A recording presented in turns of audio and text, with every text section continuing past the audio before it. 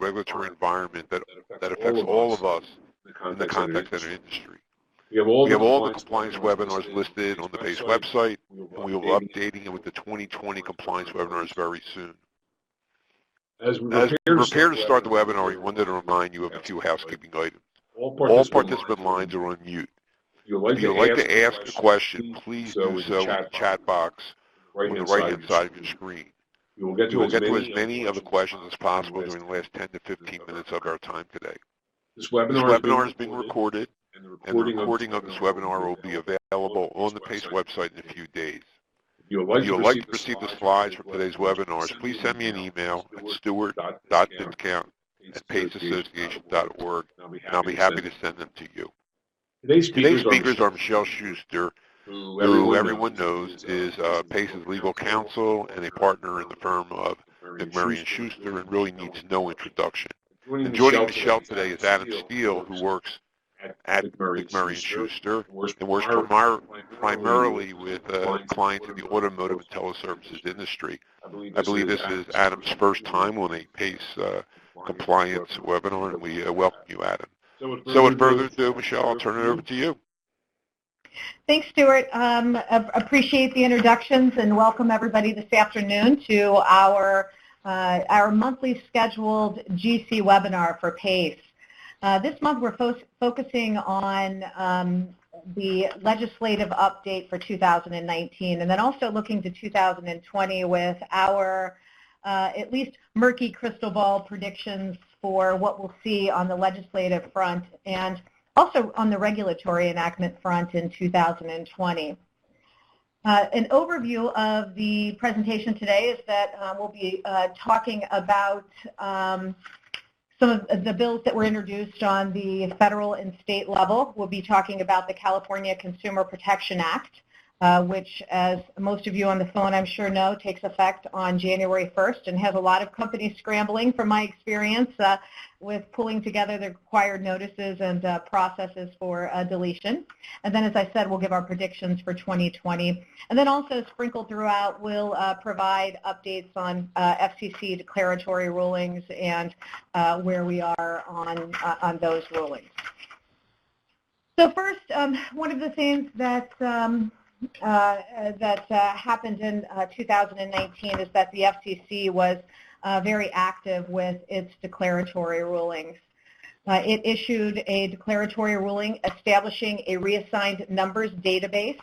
And the reason that the reassigned number database is important is because in its 2015 declaratory ruling, its omnibus declaratory ruling, that was appealed in the ACA versus FCC litigation that PACE took the lead on. But the reason that this reassigned number database is important is because pursuant to that declaratory ruling, the FCC said that there is a violation if a caller calls a party who did not give consent to receive that telephone call, and that's specifically if they're using an ATDS to call a cell phone, and that's a violation of the TCPA. So as most of you on the phone probably already know, reassigned numbers are particularly tricky because there currently is no 100% accurate reassigned number database out there that would let you know that a consumer had given up their telephone number and it had been reassigned. So there is significant liability without any way of a company currently protecting itself. So the FCC issued a declaratory ruling requiring the North American Numbering Committee to provide a reassigned number database. I will tell you that PACE filed a petition for reconsideration around that reassigned number database declaratory ruling. We thought that it was over-encompassing as far as what was going to be included for numbers on the database. Specifically, it included 1-800 numbers and business numbers that were likely not relevant to the reassigned number database. So we have not heard from the FCC specifically on that request for reconsideration, but we have been contacted by the FCC, and we will be consulting with the group that's currently working to put together that reassigned number database. So stay tuned for details on that, and that is something that is a prediction for 2020 that we'll see a reassigned number database be released, at least in principle, if not in practice, in 2020. Also, there was a case about a year and a half ago that reinterpreted what the requirements were for sending faxes in compliance with the TCPA, and specifically it dealt with the type of opt-out notice that was required when a fax was sent. As a result of that decision, the FCC issued a declaratory ruling amending its rules to eliminate the requirement that the opt-out notice be sent with the recipient's prior express consent. So I always find it hard to believe that companies are still sending faxes, but without fail, we'll always be involved with 2 or 3 different fax cases throughout the year in our litigation group. So if you are still using faxes as a way of communicating, those rules apply to both consumer faxes and business faxes. Make sure you understand the technical requirements for issuing those faxes before they're sent out. If you are sending out unsolicited marketing faxes, then there are a significant amount of requirements around that. Also, over the summer, the FCC issued a declaratory ruling that allows mobile carriers to block telephone calls to consumers by default. What that meant was, under the current structure, voice providers were providing voluntary consumer tools that allowed them to block certain calls from reaching their cellular telephones. That was an opt-in that would have to happen by the consumer before the blocking would occur. The FCC issued a declaratory ruling saying that now the mobile carriers can block by default without a consumer opting in, provided they give clear notice to the consumers that certain phone numbers will be blocked by default, and that they give consumers the ability to remove that blocking by default feature. Notably, that gives the carriers a safe harbor if they are blocking in a way that may lead to unintentional blocked numbers or numbers that wouldn't fit the illegal or unwanted calls that factor into that blocking by default. And I would note that the PACE website and your membership in PACE is a really wonderful tool for staying on top of all of these developments, and in a much more detailed way than we can go over in an hour webinar with everything that's happened in 2019. For each of these declaratory rulings that I've just talked about, we have educational materials on the PACE website that explains in details what each of these declaratory rulings does. Also, one of the reasons that Adam is participating on this conference call with me, other than he's just extremely bright, is the fact that he does the daily legislative monitoring for PACE. And one of the really wonderful benefits of being a PACE member is that we provide a legislative monitoring report on a monthly basis. And that monitoring report reviews all state and federal bills that were introduced that will affect the primary operations of call centers, and it will categorize those legislative enactments with how likely they are to have a significant impact on operations. It also provides a summary of the ones that we think are potentially either more problematic or more important and with a high likelihood of success and passage. So that's definitely a tool you should take advantage of with your PACE membership. Also, PACE does issue a newsletter on a regular basis, and we also alert with breaking news. For instance, one of the items that was breaking news this week was a compromise bill that was agreed to between the House and Senate that incorporated the provisions of the 2 federal anti-robocall, is what they call them, anti-robocall pieces of legislation that passed the House and the Senate. That's the Stopping Bad Robocalls Act and the Traced Act. And what's come out of that is a compromise bill that's the Pallone-Thune Traced Act. pasted issue and a summary of that, what we think likely in that Compromise Act, and that was released, I believe, on Monday.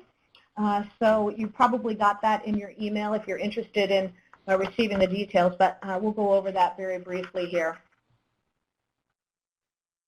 So first, the TRACE Act, which stands for Telephone Robocall Abuse, Criminal Enforcement, and Deterrence Act. Pretty scary title for the proposed regulation, and it passed with a 99-to-1 vote. So it was a hugely popular piece of regulation in the House. And some of the highlights of that bill were that it gives the Federal Communications Commission, or the FCC, enhanced enforcement tools. It expanded the statute of limitations from 1 year to 3. It also eliminated the citation requirement for violations. So currently the FCC is required to issue a citation before it can begin enforcement actions. Under the TRACE Act, that would not be required any longer. They could go straight to enforcement actions. It increased fines of up to $10,000 that can be imposed by the FCC. It also gave the state attorney generals and relevant federal agents the ability to, and the requirements to identify and to report to Congress information related to its robocall prosecutions and any rise in illegal robocalls that they see. Directs the Commission to require service providers to implement shake and stir call authentication framework within 18 months of the Act. And I will tell you that the Stopping Bad Robocalls Act has a similar provision. And the shake and stir authentication framework is something that the telecom carriers have been working on for several years now. There are some significant complications with the implementation of shake and stir, but I do believe, and this is one of our predictions for 2020, that we'll start seeing the release of that framework in 2020. We'll talk a little bit more about that towards the end of this presentation. Also, it requires a number of different reports be prepared by the FCC and introduced to Congress. So that's what the TRACE Act was as introduced. The companion bill that was passed almost unanimously in the House by a vote of 429 to 3 also similarly would amend the TCPA. It requires the FCC to adopt regulations to ensure that if consumers want to withdraw consent, they have a way of doing that, and that would be withdrawing consent from receiving automated calls or artificial or pre-recorded message calls. Also, it requires the FCC to prepare and submit various reports to Congress. It expanded the definition of called party, and reference back my discussion about the reassigned number database and who a party is required to have consent from. It is a requirement in the TCPA that the called party provide that consent. So it would expand the definition to the current subscriber of the telephone call from which the call is made to. And also to the customary users of that telephone number. So not just the subscriber, but also folks that would be customarily using this. This was an issue that we see in TCPA litigation every once in a while, where maybe a wife is the subscriber to the telephone service and the husband also has a phone under that service because he would be a customary user. That would be okay under the Stopping Bad Robocalls Act, but it was problematic before. Also, it mandates shake and stir be implemented. It increased the forfeiture penalties to $10,000, and it also had various other requirements that aren't so relevant for this discussion right now. As I said, the Pallone-Thune TRACE Act is a compromise bill. We don't know if that will be introduced in the Senate or the House for passage. I do predict that once that's introduced, it will be passed pretty quickly. We have seen what we think are drafts of what that compromise bill is likely to look like, but I don't think anybody has seen a final draft yet. one of the interesting developments with that compromise bill is, as it stands now, we don't think that it's going to define what an ATDS is, and obviously that's the big concern that came out of the ACA versus FCC litigation. So it will be interesting to see if, absent a congressional mandate, that the FCC provide a definition of ATDS that comports with ACA versus FCC, that the FCC will do that on its own. I know that there are some current concerns from the commissioner's perspective and the FCC about what it looks like if the definition of ATDS is lessened in the way that ACA FCC requires it to be. So that's some of the things that we're seeing on the federal side. I would also just say, we don't have a slide for this, but there have been a number of federal bills that have been introduced on the privacy front. We'll talk a little bit about that at the end of the presentation as far as predictions go. But as Adam is going to provide an overview of, we see right now a patchwork of state privacy regulations that are being introduced.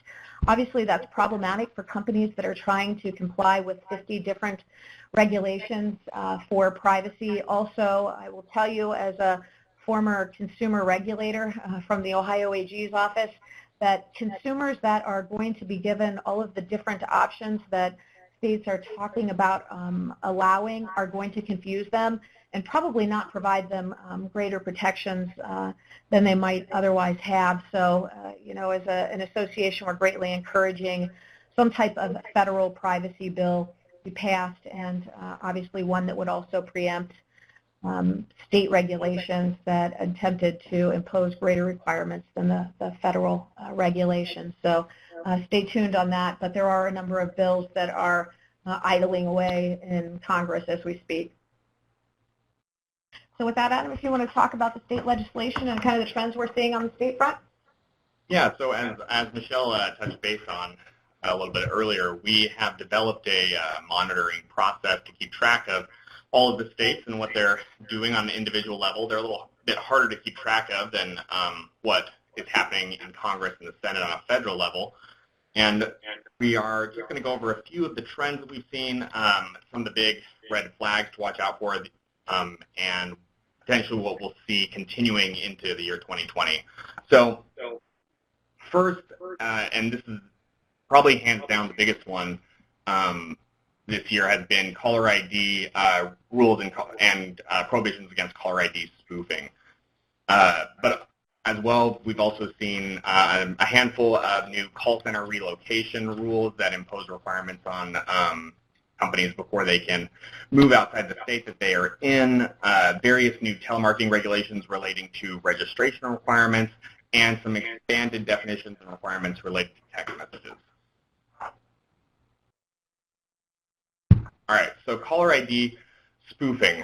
So this all starts with the federal regulation, the Truth in Caller ID Act, which prohibits misleading. It prohibits putting misleading information into a consumer's caller ID display with the intent to defraud, and you can receive a $10,000 penalty per violation.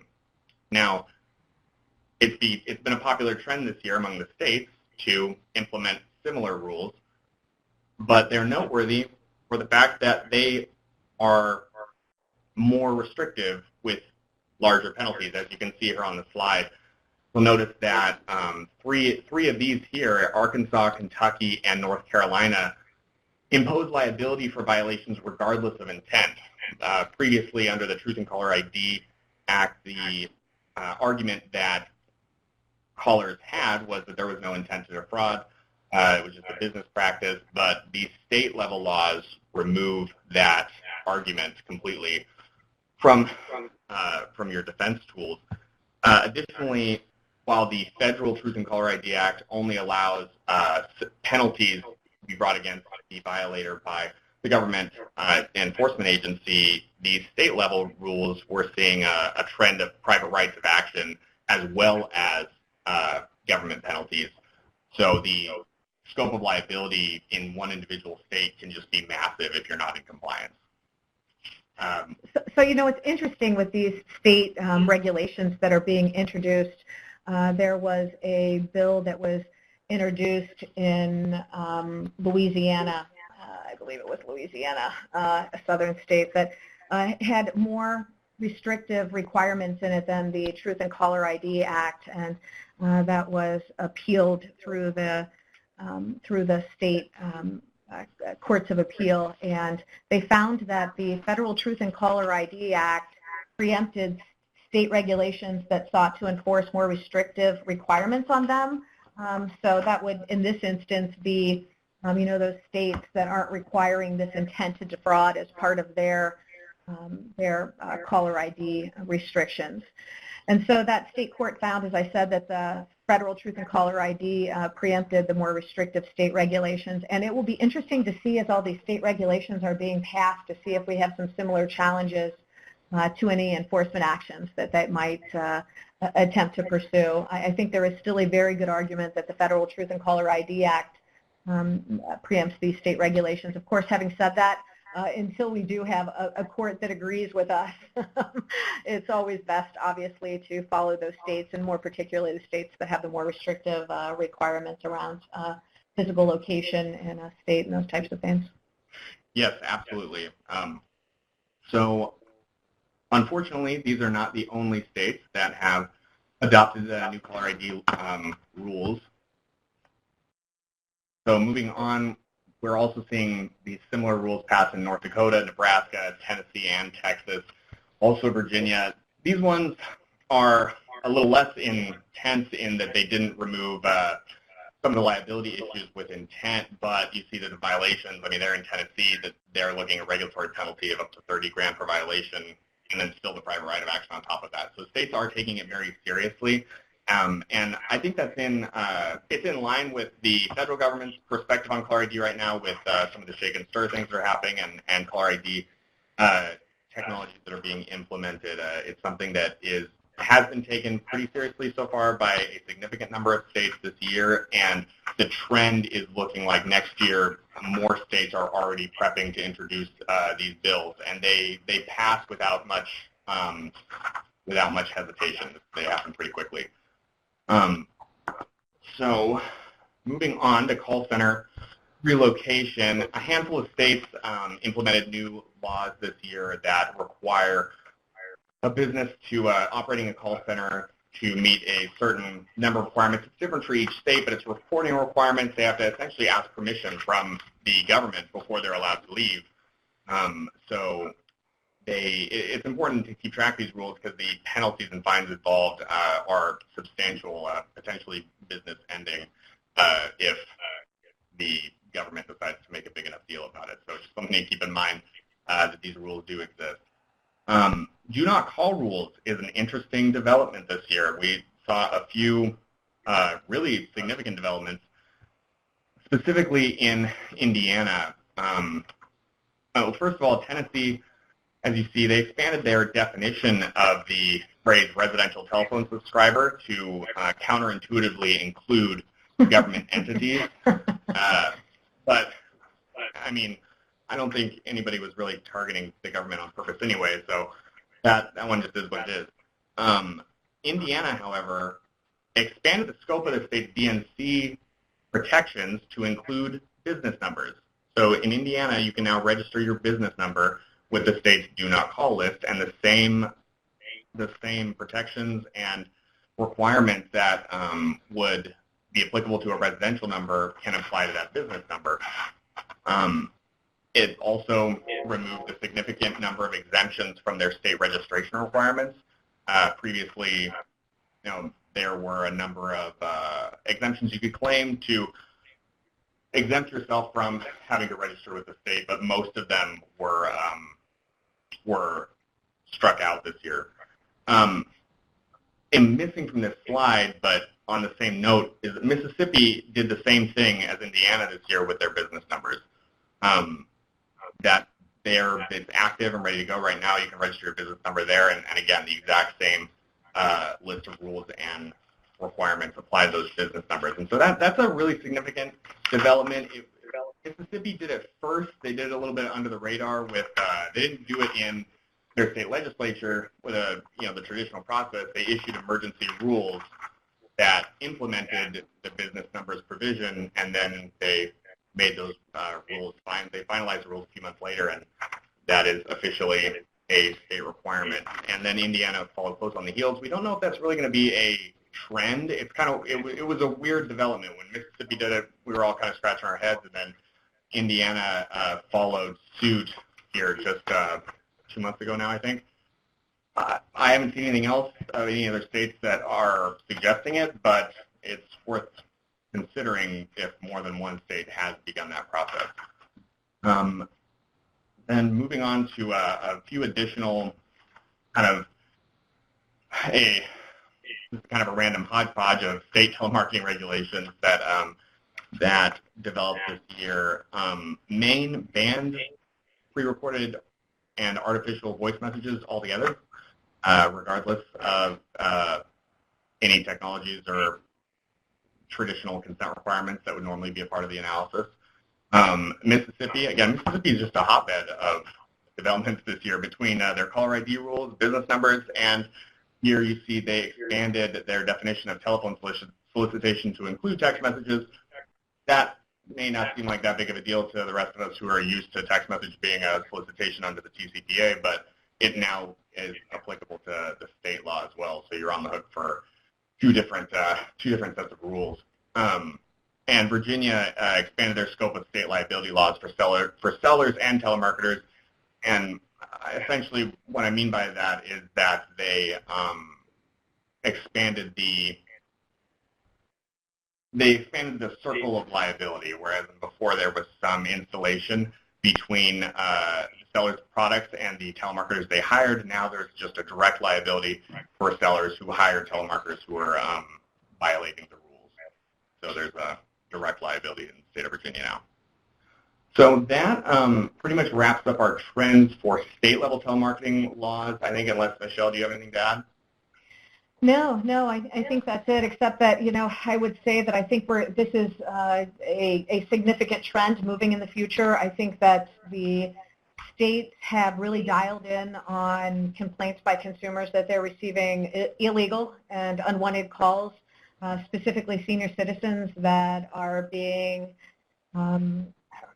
scammed out of significant amount of money from IRS scam calls and items like that. And so the state legislators have moved to increase the scope of the regulations that they currently have to legitimate businesses to cover actions from illegal calls and illegal callers that aren't following these provisions at all. And so, I suspect that the increase in state regulations is not going to lead to any type of decrease in those types of calls. And those of you that are on the phone for this type of webinar are already following the state and federal regulations, and you're calling the folks that want to receive the types of calls that you're placing. So it's an unfortunate reality that we're seeing, and PACE is working on both the federal and the state level on these types of issues. I would tell you, if this is something that you are interested in 2020, we are implementing state advocates to assist with state legislative introductions that affect call centers. So if you're interested in that, I would really appreciate it if you would reach out to Stuart or reach out to me. I would also say that PACE has an impact fund. Obviously, the educational and the advocacy efforts that PACE engages in on the state and federal level are something that we really need the support of our members for beyond, membership dues. So we do have an impact fund, and again, if these are issues that you're interested in and interested in making a difference, that's one way that you can do that. Stuart would be the best person to contact about something about the impact fund. All right. All right, so now the big elephant in the room may not be expected when you're planning on hearing about telemarketing and telephone solicitation updates, but the California Consumer Protection Act is huge. We're coming up on its effective date on January 1st, and it is felt in every corner of the globe. if you don't have much familiarity with it, I'm going to give a brief summary of the requirements. But what we really want to focus on is the fact that a number of amendments passed in October to modify previous version of the CCPA, and now we have our official version. We now know where we're at with it and what the rules will be moving into the year 2020. So the CCPA applies to any business that collects, sells, or discloses the personal information from or about California consumers. The definition is so expansive that unless you're a small mom-and-pop gas station in New Jersey, it's probably going to apply to you. And if a California consumer happens to be there at your 7-Eleven on vacation, bummer. So,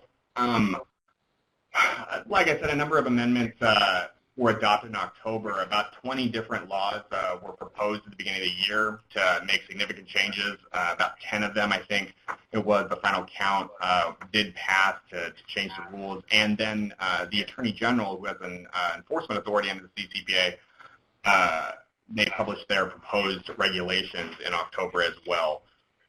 Those could take effect as soon as April of 2020, but that will all depend on the comment period. So the law will take effect on January 1st.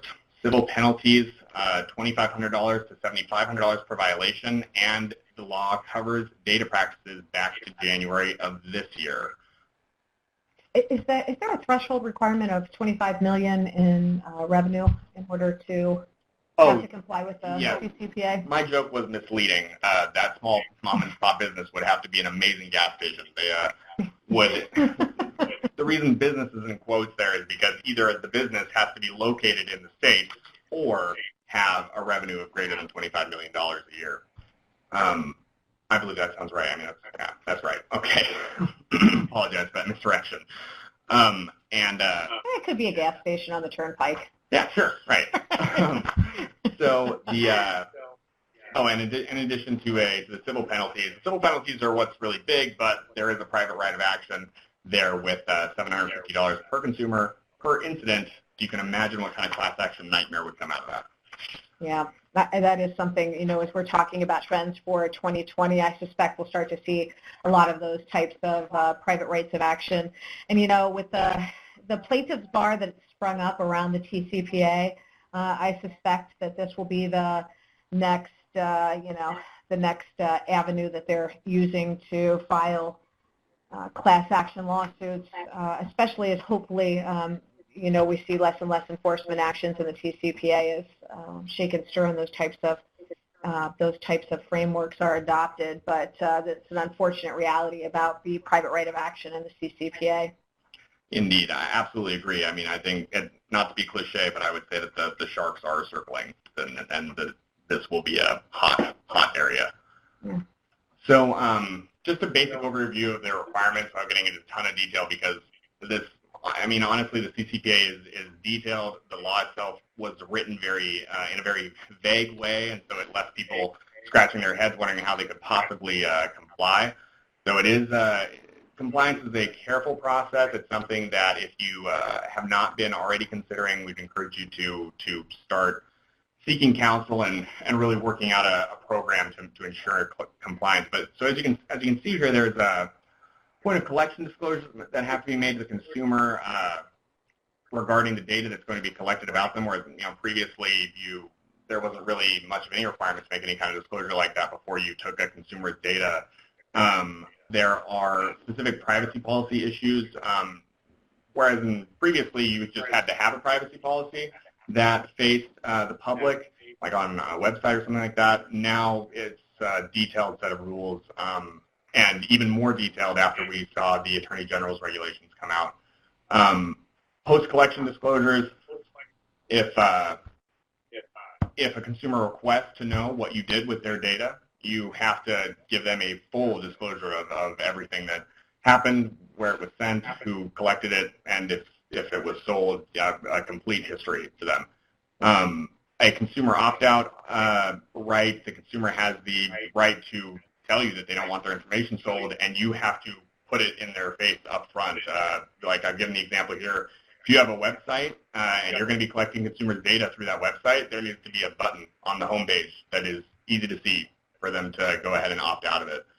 As far as children are concerned, children have always been a privacy issue as far as getting consent to take their information, but the CCPA really formalizes that on a state level and requires parental consent if they're under the age of 16, which, as you can imagine, would create a number of complications for children's products. Yeah, beyond even the COPPA requirements. Right. Again, there's also consumers have the right to request that you delete all their information, and you must do it. So, and that is a whole substantive process of identifying all of your information and making sure you have a way of eliminating it, and then also confirming that the elimination occurred to the consumer. And then CCPA also includes a prohibition against discriminating against consumers who exercise any of these rights. So there's a hard and fast line, hard and fast rule that you just have to respect these rights, and that is the way it is. But interestingly enough, that is one of the things that changed with the amendments that we're going to discuss. But I think Michelle has some expertise to lend. Yeah, I was just going to say, it's probably worth pointing out, we are working with a lot of businesses, which would be our typical kind of sellers or clients in the call center world. And we're also working with a lot of call centers in preparing them for for CCPA going into effect. And, the point of collection disclosures are most definitely going to affect call centers. If you are collecting personal information about consumers, then there are disclosures that are going to need to be made in that call center setting. Also, if call centers are working with sellers and the sellers are asking that the call centers accept opt-out requests, so I think there's probably an opportunity there for call centers to offer those additional services. It would require you to be able to take the information and then to put into effect consumers opt-out from their information being shared, and also taking deletion requests from consumers. So I think as a call center, you're likely to see a lot of effects from CCPA, both in terms of what types of new policies and procedures are going to have to enact in the call center, but also from what your clients are going to be imposing on you as far as complying with CCPA. So if it's not something that you're focused on already, then it's something that you really need to become focused on here very, very quickly, and I would say today. So the time is getting very close to its enactment on January 1st. Absolutely. So here now, moving forward, these are the big developments that just happened in October, and really they are all, for the most part, I would say pro-business, because as I mentioned before, the original text of the CCPA it seemed like it was drafted with haste and had a lot of vague provisions that left just these huge open doorways that left businesses with no way of knowing how to comply. One of the big victories was a limit on the definition of personal information. Before, the definition of personal information was any and all information that was related to a consumer, which, as you can imagine, you could pretty much draw anything eventually down the road and get it to be connected to a consumer. Well, they've inserted the word reasonably, and while reasonably may not sound like an awesome limitation, it's an argument. It is an opportunity to say that really, you're cutting out probably 50% of the definition by being able to limit your connection of some vague, unidentified data that just happens to relate to a household. Now there's an argument to be made there that it wasn't related. Consumer requests, before a lot of businesses were looking at those rights that consumers had to see all their data and delete all their data, and the business was thinking to themselves, well, I'm not allowed to take any more of your data, but I also have no idea if you're who you say you are. What if you were just stealing this information? What if you were just trying to hurt somebody? So businesses now have the right to require authentication from the consumer that is reasonable in light of the nature of the information that's being requested. That meaning that depending on how significant the information is, I mean, if we're talking Social Security numbers and really serious information, then the business not only has the right, but is required to request that they provide enough authentication for them to be able to establish that this person is who they say they are. Intake procedures for consumer requests. Before, there wasn't a lot of guidance on how these requests need to be, what outlets you needed to provide the consumers to for the consumer to be able to make the request. Like, could they just call your storefront in the middle of the mall and say, I want my data, taken, deleted, or, do you have to do it a certain way? That has been limited now with some direction. So businesses that operate exclusively online now have the right to require consumers to submit CCPA requests through a dedicated email address rather than by phone, and vice versa. If it's a business that I have a hard time imagining a business that doesn't operate online somehow, but if they didn't have any online presence at all, then the business would have the right to require that they make their request by phone. And really the rule, the way it's phrased, is that the consumer, you have the right to make the consumer submit their request in whatever way that you would traditionally do business with the consumer. So say if you somehow didn't have a phone or operate online, the consumer would have to come in and maybe fill out a form and drop it off at your office. Maybe a gas station on the Jersey Turnpike. Yeah. Never going to get old. Yeah. Going to follow me for the next year. So. Okay. So some exemptions that have come along with the amendments. Both of these were pretty big: employee information and business-to-business information. Now, the reason that these are labeled as partial exemptions, for one, as you can see, they have an expiration date. Our understanding is that the reason that they passed the exemptions with an expiration date is essentially to provide enough time for the state to see how the exemptions work, if they are too broad or not broad enough, and implement more concrete rules by that date. So while it says partial exemption, there's an expiration date, I imagine that there will be something similar to it. Either this will be it after that expiration date, or maybe something broader or more narrow, but it's just subject to change. Now, these exemptions are essentially related to the nature of the relationship. So employee information, the exemption being that an employee would not have the CCPA rights and protections for deleting their information or requesting their information from their employer, as long as you're talking about information that was limited to the use of the relationship. So any information that an employer has on their employee that is only being used for employment purposes, the employee would not have the right to request that data be deleted. And I mean, you can just imagine what a nightmare that would be if employees started being able to just delete all of their information from their employer. And business to business as well, that again, it's limited to, if we're talking about data information in between business partners, and that information is being limited to that relationship, you're not sharing it outside of your relationship or selling it to other parties, then that information and data is not subject to the CCPA's requirements. Additionally, there has also been a FCRA exemption put into place and an OEM dealer exemption, both of which are very small in scope and honestly not barely noteworthy, but still, they're there.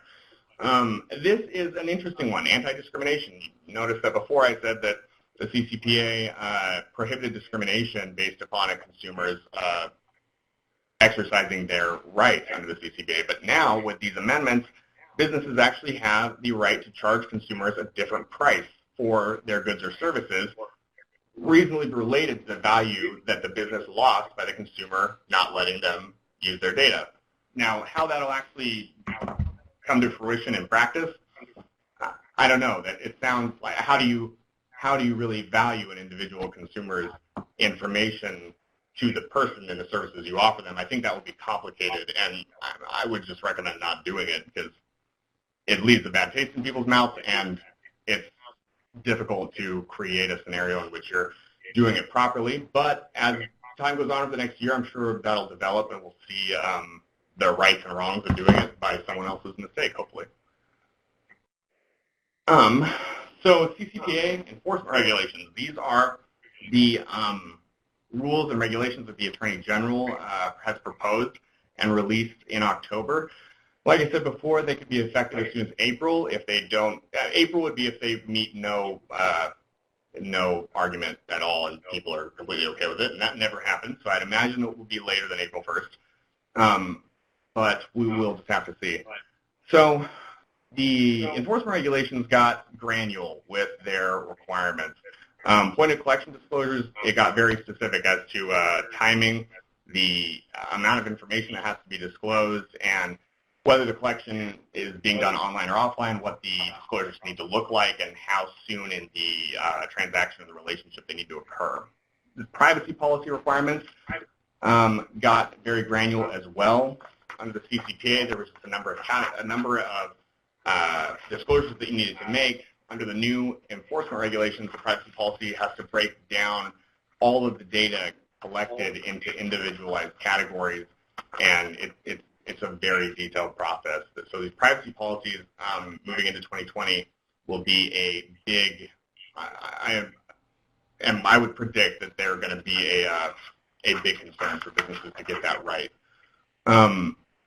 Request methods.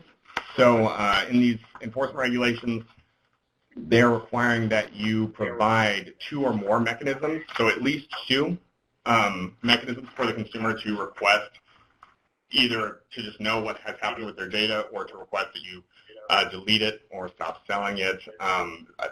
The typical options, I imagine, will be a phone number or email. But like I said before, one of these mechanisms needs to be based on the consumer's primary interaction method. So if what you primarily do with them is a face-to-face conversation, that would need to be one of the ways that a consumer could submit their request. As far as fulfillment goes with these requests, the Attorney General has, along with requiring the business verify the individual's identity, they have decided that a 45-day timeline is fair for you to process the request and get it done. If there is any reason that, for example, like you're not sure if this is really the person who they say they are, or there's some other hiccup, you're having a hard time identifying all the information, you are allowed an additional 45 days to finish processing the request, as long as you inform the consumer that you need that additional 45 days and why before your first 45-day time limit is up. And once you are done processing the request, the consumer needs to be informed within 10 days of finishing that. All right. So that's an overview of the types of things that we've seen in 2019. And as far as what we're likely to see in 2020 as we start rounding the corner on the end of 2019, is a list of things that I just think are likely to be headlines in 2020. As most of you probably recall, in 2018, the FCC issued a notice of proposed rulemaking, and then a further notice of proposed rulemaking, and then I think in 2018, I think we're up to a third further notice of proposed rulemaking. And all of these notices were around the ACA versus FCC decision. And as you recall, that decision primarily dealt with what's the definition of an ATVS, who is the called party for purposes of who consent must be received from, and how consent can be revoked, and what it means to be able to revoke consent in any reasonable way. As I've mentioned, PACE has a position paper, and we have filed a myriad of comments around these notices of proposed rulemaking that are putting forth industry positions. Those are all available on the PACE website. But I do think in 2020 we're likely to have something from the FCC around these notices of proposed rulemaking, and that'll be in the form of some type of declaratory ruling. Also, you recall the case of Marks versus Crunch. That case was decided after ACA versus FCC, and it was problematic. It was a Ninth Circuit decision, and it was problematic because in what I would say, in a decision that was contrary to ACA versus FCC and other circuits, the Ninth Circuit said that if a dialer was dialing from a list in an automatic fashion, so basically as a predictive dialer would, or maybe potentially a power dialer if we don't have any human intervention involved, that that type of dialing would be the type that would classify that dialing system as an ATDS, an automatic telephone dialing system, for the purpose of having to obtain consent from a consumer to place those telephone calls to a cell phone or using a pre-recorded message. So that was one of the last, and I think that was the third notice of further proposed rulemaking, that the FCC has asked how it can incorporate together the D.C. Circuit Court's ACA versus FCC decision and also that Marks versus Crunch decision out of the Ninth Circuit. So that's something that should be interesting to see, and hopefully in 2020. Following along with that, I would hope that we would have some clarity from the FCC around the definition of ATDS.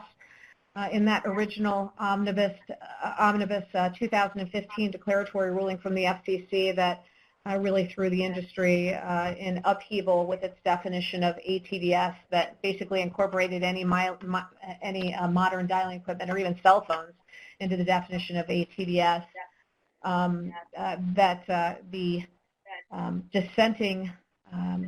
The dissenting opinion of the current chair of the FCC, Chairman Pai, was very favorable for the industry and thought that the decision went very far. And if the position that he took in his dissent was one that he took moving forward, that's something that the industry could certainly live with. And so it will be interesting to see, how Chairman Pai would reconcile an opinion different than what was in that dissenting opinion, and if so, if we'll see something in 2020 around definition of ATDS.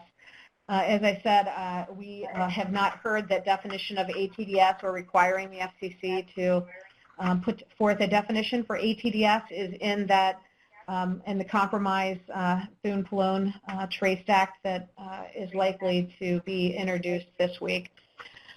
Also, shake and stir implementation is going to happen in one form or fashion in 2020. If you have not started working with your telecom carriers already to determine how you are going to get your authentication certificates or your authentication tokens for purposes of being able to place phone calls under the shake and stir framework, then I highly recommend that you do that. There should be conversations with your telecom providers, especially those of you working in an enterprise setting where you have multiple telecom providers, and how they'll reconcile the various telephone numbers that are used within the call center. Also, if you have any concerns about whether the token that you use to get through the encryption of shake and stir is going to have problems getting through your PBX, that's something that you need to start addressing now. So shake and stir is most definitely coming, and it's something that we need to be prepared for. As far as privacy regulations go, we started out this presentation talking about that. There are a number of them pending on the federal level. I don't think there is much of a chance at all that we will see any type of federal privacy regulations introduced in 2020 that would preempt states. The current state of Congress is making it such that compromise is very difficult, and we are not seeing a lot of movement on that front. So I would suspect we would not see any type of federal privacy regulations that preempt states. As Adam has already talked about, we're going to see an increase in state regulations in the absence of federal action. That is something that I think is a given and a certain. Also, those of you that have been attending these webinars throughout the year, we gave a webinar in the late summer, early fall about the FTC's enforcement action around lead generation, and specifically lead generation in the for-profit education sector. There is greater scrutiny that is being put on lead generation and how those leads have been obtained by the FTC and also by plaintiffs' attorneys and TCPA litigation that we're seeing. So if you are relying on leads that are generated by others, I really encourage you to have a very detailed understanding of how those leads are being generated and not to just accept the explanation that they are opt-in leads, whatever that means, and to make sure that you have visibility into the URLs that are being used for those leads that are being generated. It's no longer acceptable for a lead generator to say that they can't provide you those URLs because it's their secret sauce, because sellers and call centers can be and will be liable for those types of leads if they are not good leads. Also, we are starting to see more TCPA litigation. We've seen an increase this year after a little bit of a lull in 2018. I suspect that will continue in 2020 as I see more and more new attorneys coming into the TCPA class action space. And my best advice that I can give to you on that front is, work with, competent compliance professionals and, competent compliance attorneys that understand this industry so that they can build a defendable position for you. It's really critical that you know how you're going to respond to a TCPA demand before you receive that demand, and it's definitely an area where an ounce of prevention is worth a pound of cure as you head into 2020. So with that, I think we have 2 minutes, Stuart, if there's any questions that have come in during the presentation. You notice we only left 2 minutes there, Stuart. Yeah, really. That's Yeah, really really. good. That's Let me see. Let me So how see. can your company stay on top of new regulatory requirements? What's your suggestions? Well, so I talked about this a little bit already, and PACE is an excellent resource for that with its monthly legislative monitoring. If you're not already downloading that on a monthly basis, Adam does a wonderful job with the state and federal monitoring and providing summary of those bills and also links to the bill. So that's something that I would definitely provide to your compliance team so they can see the trends that we're identifying and, get ahead of those. Or at least just understand what the regulators are looking at as potential areas of problem. It's a good way to anticipate what type of enforcement actions are going to come down the line. Yeah, and I know you talked about, with all the data privacies, how really important these are for contact centers to really understand these rules. That this is could be very onerous on them, which this is one of the reasons why PACE is advocating for this one federal law. Yeah, absolutely. In addition, just to put that into perspective as to why it's so important, this year Washington, New York, and New Jersey all made attempts at passing their own mimics of California's law. They were very similar. I think New York's was actually even more intense. And each of them just barely didn't make it. And because of the way those states' legislatures are set up, they're going to be able to reintroduce them in January, and they very well could make it next year. So the push for a federal one law governing all, it's very important. Right. And that's something that PACE is doing. And as Sean mentioned, we do have a fund, and any donations that helps us provide that advocacy for our members.